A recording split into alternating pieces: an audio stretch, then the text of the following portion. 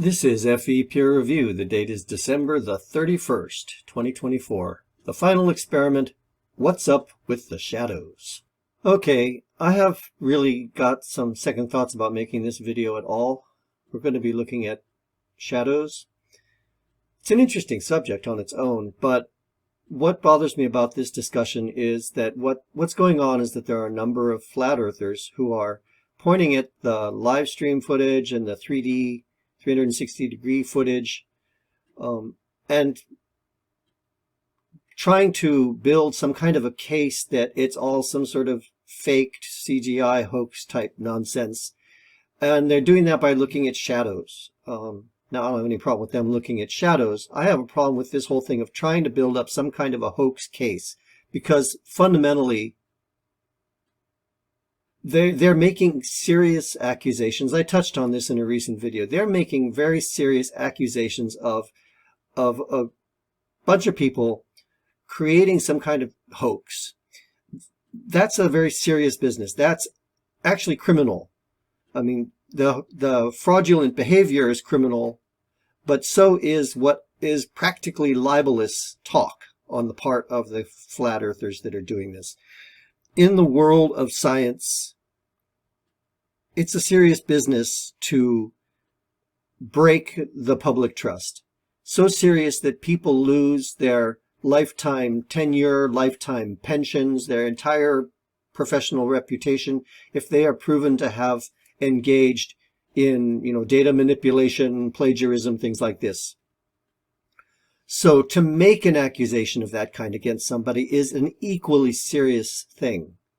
It's not just some little way of trying to stick your fingers in your ears and say, la, la, la, I don't want to see this. I don't want to hear this. That's not a justifiable reason for leveling accusations of hoaxing and fraudulence against people. So I really don't want to touch on this whole shadow thing at all, because I think it justifies or legitimizes their use of this issue, shadows, to support and further something that's really fundamentally very wrong. Now, if those people out there making those accusations can come up with solid evidence of hoaxing and fraudulent behavior, solid evidence, then they by all means should put that evidence forward. But to sit around on their fat asses and make accusations because they just don't want to hear they don't like what they're seeing, it's despicable, disgusting behavior. All right, that's not how I intended to start this video, but you can see why I had some hesitations maybe about making it in the first place. Enough of that. We're looking at a little model I just put together in SketchUp. We've got 20 foot tall poles, like lampposts. That'd be about 6 meters. I did this model in Imperial, as is my custom. We've got 2 rows of them. They're 20 feet apart, 20 feet high, 6 meters apart, 6 feet high. We've got 2 rows, evenly spaced. You can take a look at them from top down. And we've got a view that gives us what I would call a one-point perspective. We've got everything receding to one point. I've dropped a snippet of this image into Photoshop, and I just simply added a few little red lines here to kind of emphasize the perspective effect here within Photoshop. And now let's go back to SketchUp, and let's take a look at the next scene here. Scene number 3. It's the exact same geometry. All I've done is shifted the position of the observer, and we see the equivalent in Photoshop. And we've got everything receding to the horizon. This is what we expect to see when we look at perspectives. These are the kinds of perspective constructions that one learns if you're taking a class in technical drawing, or if you're doing an art class that involves doing realistic pictures, drawings of houses in landscapes and stuff. This is the kind of perspective construction that is common. And there's certain basic rules about perspective that come into play that give us these images. These are all, I would describe them as graphic conventions. They are techniques and conventions of drawing to represent three-dimensional reality on a two-dimensional surface. I'm not going to get into it in this video. They are not perfect. It's not a perfect portrayal of a 3D space onto a 2D surface. There's a number of reasons why that's the case, but they work for communication purposes. They're pretty accurate. They get you most of the way there, and they get you as far as you generally need to go. So I'm not going to get into that in any more detail, or this video will become too long. I might save that for a future video, though, if it seems like it's something that interests people. Okay, we've gone back to this scene here where our objects have their vanishing point off to the right on the horizon. We're going to look at the same scene or similar scene. I'm just going to rise up a little bit, but I'm going to turn the sunlight on so that we see the shadows. And I'm going up simply because I want us to get a better view of the shadows on the ground plane. So we're going up here and we're seeing shadows as well. And the sun is a little bit to our right and behind us. And we see our lamppost going off into the distance and our shadows going off. I'm going to look at this same view in Photoshop. So we're in Photoshop now, and I've used green lines to indicate the vanishing points of our lampposts off to the right on the horizon. And you'll note I picked out four of the shadow lines. I didn't bother to trace them all, no need to. You'll see that the shadow lines, they also converge at the horizon, but in a different part of the horizon. Their vanishing point is independent of the vanishing point of the objects, the lampposts, because their vanishing point is based on the location of the sun. Now, of course, they are connected to the lamppost shadows because they're the shadows of the lampposts, but where they vanish depends on the location of the sun.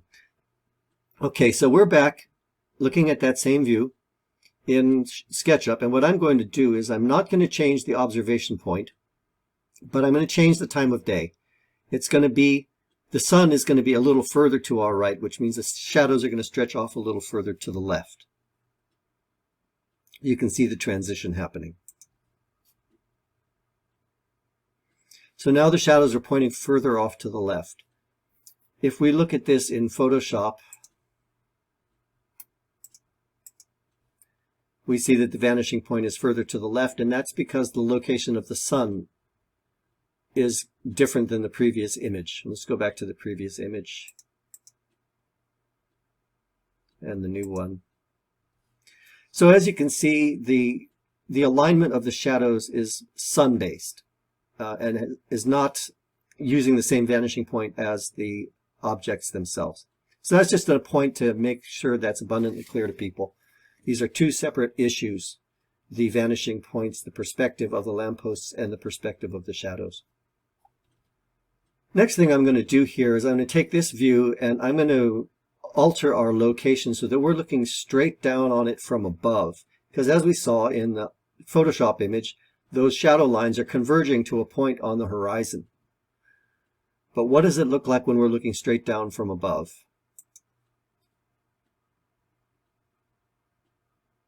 You can see that the shadows appear parallel in this image. In fact, if you were to carefully measure them, they would not be, because this image is also, there's perspective in this image as well. We are located approximately here looking straight down. And if you look at the lampposts at the bottom of the image, you can see that we're actually seeing more of the lampposts. And then as we get to where we're looking straight down, we're looking directly on top of this lamppost right here. And then as we move over towards these lampposts, we see the other sides of them. So there's a perspective effect at work in this image. But it's very minimal compared to, because we're so far up. If I were to raise our elevation higher and higher, there would be less and less effective perspective. Now, SketchUp allows me to make this image into a orthographic image, so we're seeing it strictly in plan view as if it was a mechanical drawing. I'll turn that on for a moment. And now we see that if we look at the lampposts down at the bottom or up at the top, we're not seeing the sides of the lampposts, we're only seeing the top. And if you were to measure these, they would be parallel. But I'm going to turn perspective back on since that's more like the real world. So although these shadows appeared to converge on the horizon and not be parallel to each other in this view, when we go to this view, we see that they are in fact parallel. All right, now we're going to move on to a couple of tables. I've got a couple of tables here. They are geometrically identical to each other. In fact, I made one and then I made a copy of it for the other ones. So they're two identical tables. And they look like two identical tables. That's where, if you saw that and asked what you're looking at, yeah, two identical tables. That's what they look like. Of course, if you were to flatten this image out, you'd say, well, look at this, the legs on this one are all wonky and sideways, and this one they're different. And, you know, if you were to try to flatten this out as an image. But in fact, we look at this and we understand them as being identical. Because geometrically they are. They are of exactly the same dimensions. Here are our two tables in a perspective view. And what we're seeing is, let's take the one with the green. We see that two sides, the two parallel sides, converge at a point on the horizon, and the other two converge at another point on the horizon. Again, this is the kind of stuff you learn when you're taking an art class and learning to draw perspective. Now, note that the other table with the red lines, it's exactly the same table. But because it's rotated at a different angle to us than the green one, its vanishing points are in a different place on the horizon. Now, these two sides go so far off to the right that I couldn't fit it in the frame. But we can see that the locations of the vanishing points of these two identical objects are completely different. Now here we see the tables with the shadows on. Same viewpoint, but shadows on. And look at the shadows of the legs. Even though the two tables are oriented differently to each other, the shadows of the legs of both tables all converge on the same vanishing point. This is because the shadows of the objects are based on the location of the sun. So that's another point to keep in mind. Up until now, all these images we've been looking at have been premised on a nice, flat, even, smooth geometry for everything. In particular, the ground is a flat surface. Well, ground's not a flat surface, and that makes a big difference. In reality, as might surprise nobody, reality is quite a bit more complicated. Let's take a look at these two tables here. Those are the same tables we were just looking at. Pan around a little bit. You can see the shadows on the ground there. What if, instead of the shadows being cast on a smooth, flat surface, what if they were cast on a rough surface? I've made a piece of rough ground here. Could be little piles of snow, could be a pothole, I don't know, could be anything you want. Now take a look at the shadows. We know that this leg of this table over here is straight. We know that's a straight leg, and we saw that it had a straight shadow. But look at this shadow.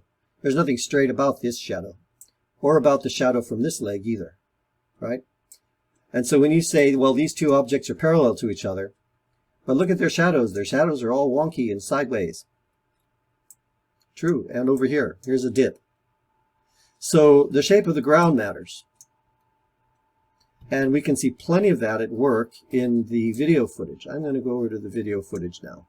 I got a little bit ahead of myself here. I meant to lay this out in advance, but there are three factors that we need to look at, that we need to take into account when we're looking at the actual video footage. And I jumped into the first one without proper explanation. So three factors: uneven ground surface, non-parallel objects, and lens distortion. And right now, I'm talking about uneven ground surface. So that was what I was just showing you on the model, uneven ground surface, and what's going on there. This here is Dave McKeegan's video. This is 360 time lapse, 25 minutes long. And what you can see is examples of uneven ground surface. Now I've paused it here. We're looking at a single frame, paused. Here you can see the shadow on the uneven ground surface. Now the surface is actually not as uneven as it could be. No, it could have been much more so. But there are little irregularities, like here and here we can see them. from these tracks, and it can kind of get a sense of what's going on with the shadows getting odd over here. Let's see if we can find any more in this frame. We see here the impact of this little dip on the shape of the shadow is causing some distortion. I'll just click through and see if there are any other spots that show that more clearly. Here we see the shadow of this tripod leg, and then we see it dip down and then rise up and then come back down again due to the shape of the ground surface. So we have distortions caused by two shadows. So this is a good example. There's a little bit of a rise here in the ground surface causing a distortion to this shadow object, which is being cast by this piece over here. So of course shadows on a rough surface like this, shadows are going to get distorted. You have to factor that in if you're going to point at the shadows not being according to some kind of perfect ideal art classroom situation. This here is the real world. This is not some artificial environment where you're drawing perfect shadows on perfect surfaces. Okay, that's a little bit about shadows, ground surface. Now let's go back to our next one, non-parallel objects. Yes, I haven't gotten around to this. I needed to build a tripod in SketchUp. I'll just go ahead and do that. And perhaps I'll turn the tables off here. And I'll go ahead and build the tripod real time. It's going to take me a few minutes, and you don't need to listen to me drone on while I do that. But what I'll do is I will include it in the video, and I'll just simply speed it up. What do they call that? Stop motion or the opposite of time lapse, just to save you all a few minutes. So I won't be talking here. I'll just be making the model.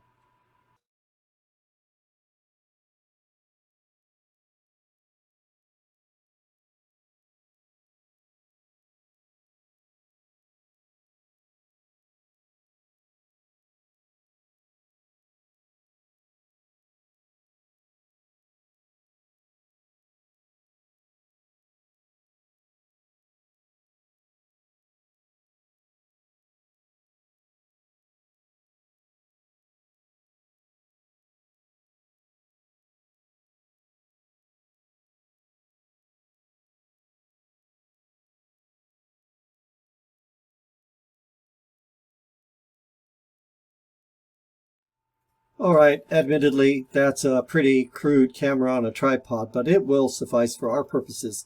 I've left this one little black line in here as the center point around which I rotated these three legs 120 degrees on each so that they're equally rotated around this center point here. And then we've got the upper part of the tripod directly above that and the camera on top. And I left that in there just because it provides a convenient reference point as the actual center of the entire object. Let's just take a look around it a little bit. There's a top-down view. And the point of this is to talk about non-parallel objects, because shadows, I hear people saying shadows look wonky, they don't line up, they look pretty weird. Well, yeah, they can look at these shadows, they're pointing off in different directions, and we've got a hump in the middle of this one. That's due to the uneven ground surface. But these shadows are all going off in different directions. Well, that's because they are shadows of non-parallel objects. We had those nice parallel light posts and those nice parallel table legs. But a tripod has three objects which are pretty much by definition going to not be parallel. In order to create a tripod, they can't be parallel. So guess what? Your shadows aren't going to be parallel either. That's pretty basic. I mean, it kind of mystifies me that this sort of thing even needs to be said. But apparently it does. Here we're looking top down in an orthographic view. I'm going to fiddle with the location of the sun here. Something that's a little bit more difficult to do in real life, but we can play with it all we want in SketchUp. Isn't that nice? Let's change the time of day, hour by hour. So as the sun moves through the day, we see that the shadows get all wonky. Oh my God, this must be fake. This must be CGI. Well, yeah, it's SketchUp. But what we're seeing is because the tripod legs aren't parallel. Non-parallel objects are not going to create parallel shadows. even parallel objects on uneven surfaces, like we saw with the tables, will create non-parallel shadows because of the uneven surface. Okay, we've covered uneven ground surfaces and we've covered non-parallel objects. And now we've got one last thing, and that's lens distortion. I want to point out one thing about this imagery that some people who've seen this video probably or may not have gotten. Now, if you haven't actually watched the original video on Dave McKeegan's channel, I strongly encourage you to do so. I know a lot of the flat earthers have only seen it via their own favorite YouTubers' channels, like Eric Dubay has posted parts of it and talked about what he sees wrong with it. Well, when you're looking at the image on Eric Dubay's channel, you're not seeing what Dave McKeegan posted, because what this is actually a 360-degree view in each frame of the video. So I've got it paused here, 21 minutes, 25 seconds. And we're not seeing a fixed image of one direction. We have, at this moment, in this one frame, a full 360-degree image to look at. You can look all the way around, click and drag with your mouse. You can look all the way around, you can look all the way down, you can look up, high in the sky. So it's important to understand that each frame in this video is a full 360-degree view. Now, in order to accomplish that, the software needs to do something to make it work on our flat screens, because we are seeing effectively a sphere, and that image has to be flattened out to fit on a computer monitor. My desktop monitor here is a flat screen. It's not a sphere.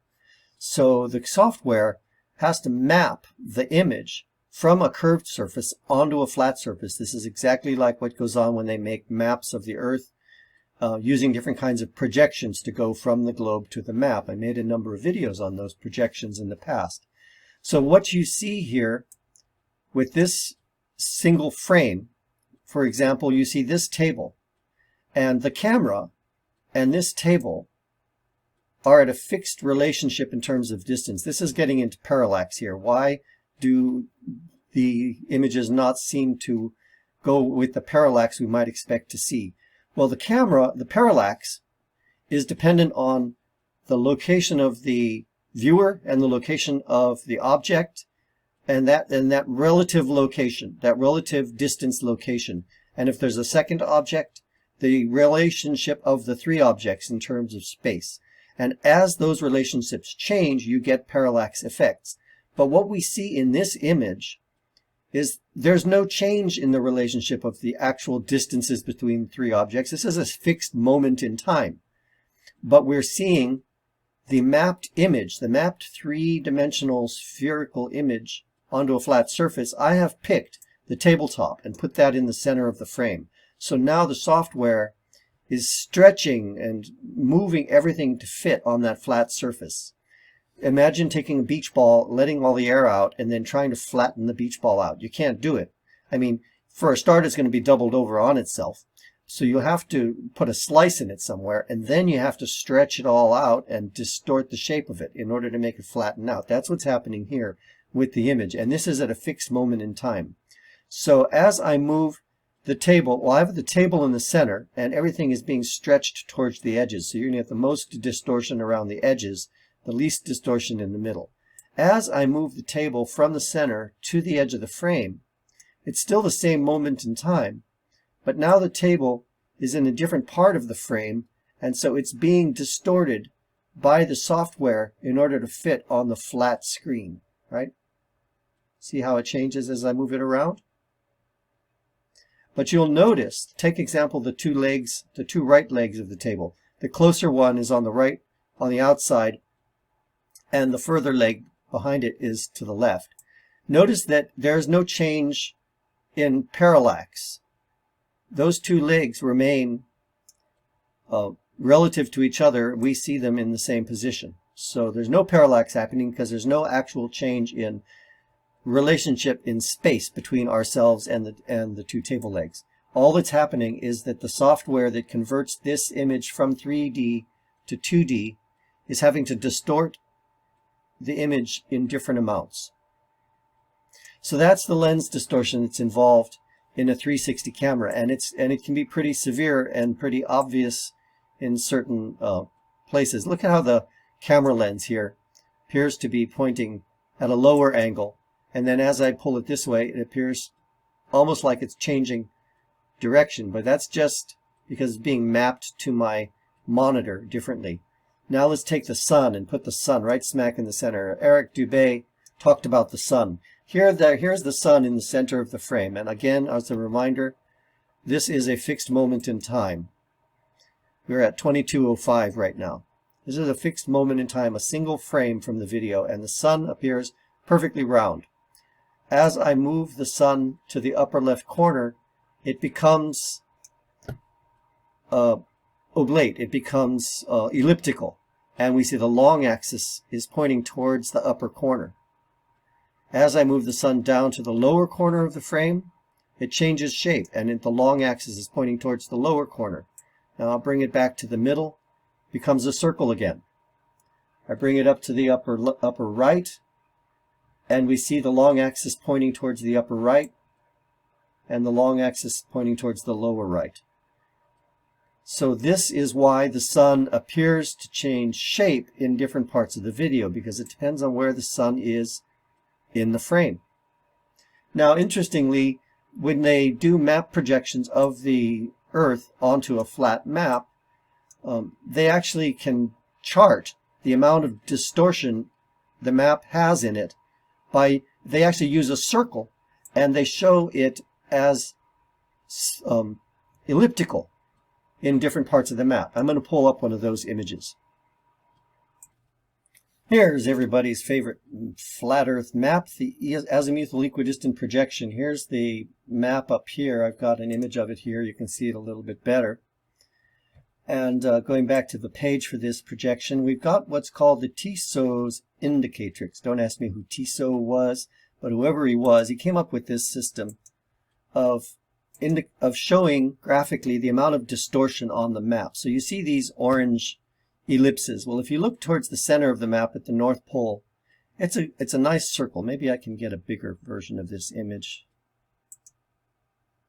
So at the North Pole, we see that the orange circle is a nice, perfect circle. And then as we move out towards the rim, the edge, that orange circle becomes a very elongated ellipse. Well, in reality, the area of the map shown by this long ellipse is exactly the same in size and shape to the area of the map shown with this little circle in the center at the North Pole. So this is an indicator of the amount of distortion this particular map projection introduces. We'll take a look at another one. Here's one I like. It's called the Natural Earth projection. There was one that came out called the Equal Earth, which attempted to show a picture of the Earth with the continents correctly scaled to each other in terms of area. The consequence of trying to do that was to distort the shape of the continents. I did a video about that projection. This one, called the Natural Earth, tries to find a distortion that compromises between shape and area. So it's trying to get a fairly representative shape and representative areas of the different continents. So here's the map itself. And then I'll bring up the Tissot's projection. And so we see that along the equator here, we'll take this one right here at the center where the Greenwich meridian crosses the equator. The circle is slightly ovoid. It's not a perfect circle, but it's the closest to perfect circles you'll find on this map. Then as you move along the equator to the left, changes shape very slightly. It's pretty hard to tell maybe on the screen, but these ovals become kind of distorted and more egg-shaped. They're slightly larger on the right and smaller on the left. On this side, they're slightly larger on the left and smaller on the right. If you go north or south along the longitude line, the distortions become more obvious. So you see that the oval up at the top is quite a bit distorted compared to these others. Looks like it looks like they may have chosen the tropics or the 35-degree latitude line on the Greenwich meridian as their center point for distortion. So this is closer to a circle than this one. Anyway, you can see what the image represents and how the distortions take a circle and tend it towards the oval. That's exactly what's going on when we look at the time-lapse imagery and look at the sun. So Mr. Dubay, who had all kinds of nonsense to say about this, there's a little lesson for you if you're still capable of learning anything from another human being. I know you think you're the great realized spiritual being who knows more than anybody about anything. But in fact, Mr. Dubay, you're an ignorant, total ignorant. You're also a very ugly person. I don't mean physically. I mean spiritually. I think I'm going to segue to my last point here, which I wasn't sure whether I'd touch on or not, but I think I'll go ahead and do it. So we've covered the main points, which were that there are three factors that need to be understood if you're going to look at that footage, that time-lapse footage with regard to shadows. And I've outlined them pretty clearly here. There shouldn't be any confusion by anybody who sees this as to what's going on. I'd like to go back to my original point, which is the whole thing is kind of a despicable approach to dealing with this issue. It's not a hoax. And if you can show evidence that it's a hoax, then great, put the evidence on the table. But to make all these unjustified claims is immoral and unethical. It really kind of reveals the fact that you haven't got a leg to stand on. You can't face the evidence, so you have to claim this kind of garbage instead. All right, and with that, I'm going to move on to my very last point about Eric Dubay. This is something I've known about for several years. I think a lot of people know, but it seems from things I've heard other people say, quite a few people don't know. Eric Dubay has a website of his own, simply called ericdubay.wordpress.com. And you can find, that's what I'm looking at on the screen right now.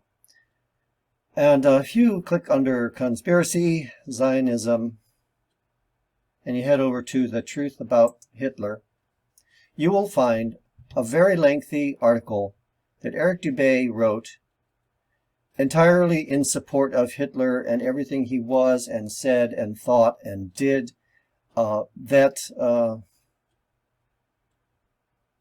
can't say anything more about it, but it expresses, in my opinion, some of the worst possible ideas you can have. And I would encourage people who are interested in what Dubay has to say about things to learn what he has to say about Hitler and also about Holocaust denial. Please do read these